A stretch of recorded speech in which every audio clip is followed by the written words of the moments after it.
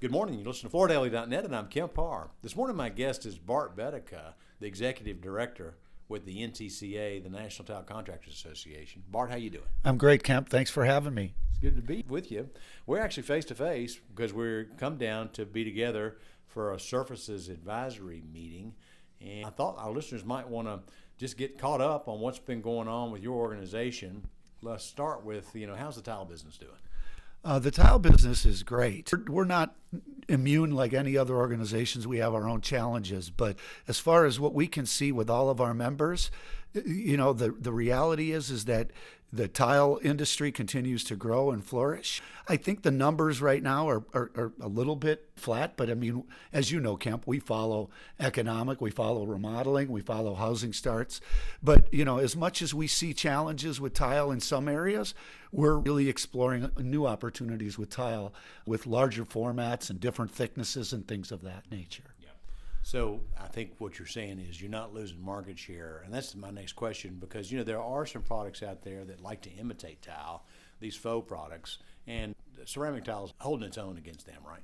Yeah, we feel that we're holding our own against that. It's when you get into flooring categories, you look at tile. That we've done a good job of making tile look like stone, and we've done a good job of making tile look like wood. So those people, sometimes get angry on that. But it's more than just look, right? It's functionality. Our product performs in areas such as showers and outside as well as in and even on walls, right? And exterior and interior. So yes, there's always the challenge from the next new cool looking product, but we know that our product performs and functions well over the test of time, especially with a life cycle analysis for sure. Yeah, you bring up an interesting point.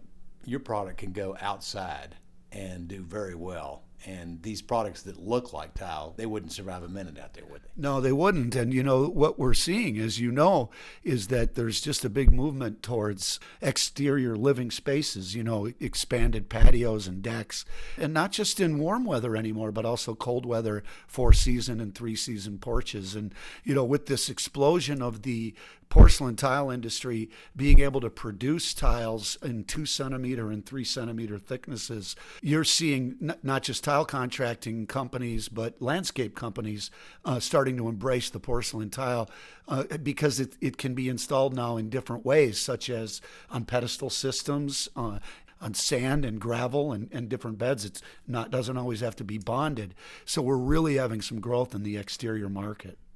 I was at the Fuse meeting recently. Jeff Gordon said to his membership group, there was several hundred of them in the room, raise your hand if you're doing more tile. The hands went up. So, it's important for me to point out that with Fuse and StarNet, they're members of those organizations, but they're also members of your organization too, right? Yeah, we work actually very closely with Fuse and StarNet because we're very well known as far as being a very strong training entity, and we're very involved in the development of standards and methods in the tile industry. As you mentioned, StarNet and Fuse, these are sophisticated quality flooring contractors that do a lot of high-skilled commercial work, and what they rely on us for is training and education on the tile side. And that can be in the technical components of installation, but also even in the estimating and keeping them abreast of the changes in technological developments, and also, keeping them up to date on the methods and standards. So we work closely with those groups. Well, give us an update on the training and education that you're focused on right now. Well, we've gone all in. I would challenge anyone to find a more robust training and education program from a nonprofit trade association. We have now 5 full-time trainers and 3 independent contractors on the road 52 weeks a year. So I think we're doing somewhere in the vicinity of 250 events this year. And we've gone from just the traditional 3-hour type workshop, hands-on workshop, to where we're doing almost 100 full-day training events where we're actually taking the installers from the field, bringing them into a structured, sponsored type program and teaching them everything from substrate preparation to where a lot of our growth is really helping to bring them on the gauge porcelain tile panels and slabs and help train them and get them prepared for that niche, which is just a growing trend in the tile industry. Yeah, the tile installation whole process has changed with these products because you almost have to handle them like glass, right?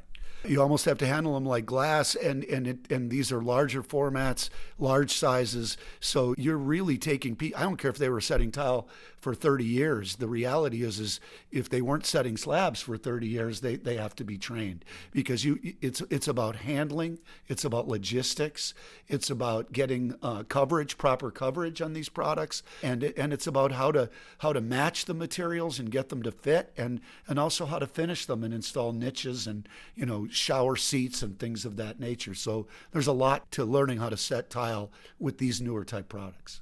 So where does the money come from? I mean, when you train people, that's always the big question: is how do we get these people trained so that they can be better at what they do?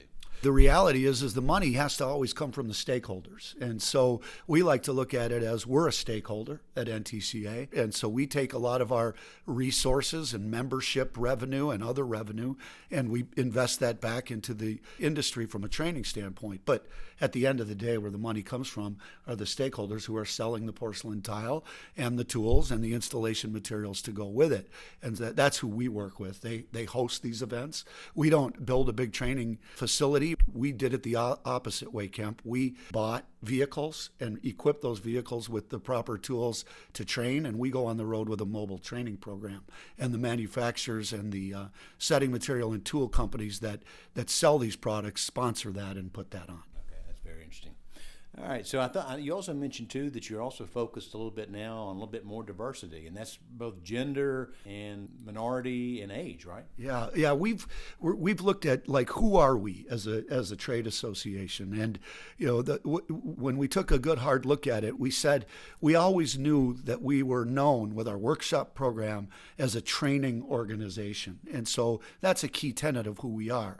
But we also wanted to know who are we as an association, and so we identified a couple of areas, and you touched on them. So diversity, when we say diversity, we're talking about, we have found at the high school level that young women find tile to be a very interesting trade, and there's a movement towards the construction trades. And what we're finding is when we do find young people, young women in particular, interested in construction, they seem to gravitate to tile.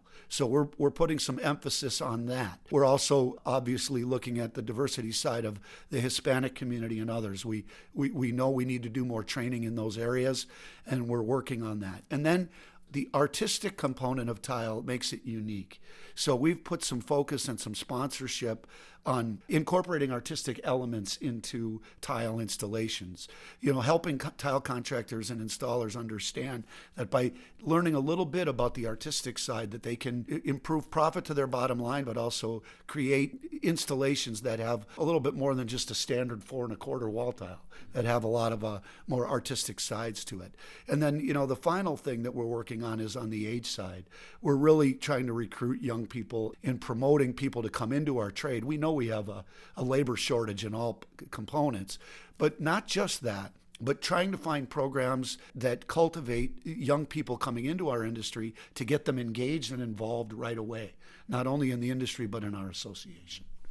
I'm glad you're doing that. It seems like every other interview I do is about somebody retiring, so we certainly need to fill the funnel back up. I hope that's not me and you yet. All right, Bart, it's great to catch up with you again. Been talking to Bart Bettiga, the Executive Director with the NTCA, and you've been listening to Kemp Harr and FloorDaily.net.